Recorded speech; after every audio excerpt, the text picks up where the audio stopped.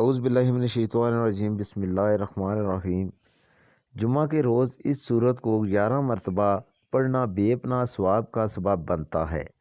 پڑھنے والے سے اللہ راضی ہوتا ہے اور اس کے نامہ اعمال میں 10 گنا زیادہ نیکیوں کا اضافہ کر دیتا ہے۔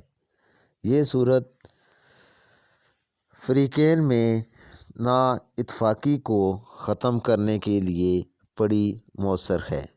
لہٰذا اگر کسی میاں بیوی میں لڑائی جھگڑا ہو اور بدسلوکی رہتی ہو تو دونوں میں سے کسی ایک کو چاہیے کہ ہر جمعہ کے دن فجر کی نماز کے بعد 3 مرتبہ سورہ جمعہ کو پڑھے اور اس کے بعد اللہ کے حضور دعا مانگے اور پانی پر دم کر کے خود بھی پیے اور دوسرے کو بھی پلائے۔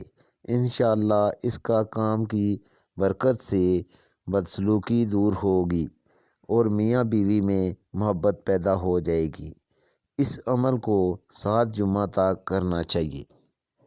اگر کسی شخص میں پابندی وقت نہ ہو تو اسے چاہیے کہ اس سورہ کو 40 روز تک بعد نماز عصر روزانہ پڑھے۔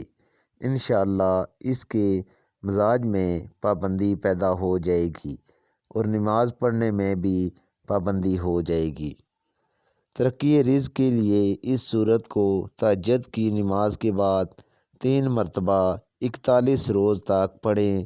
انشاءاللہ بند کام شروع ہو جائے گا اور حصول رزق میں آسانی پیدا ہو جائے گی۔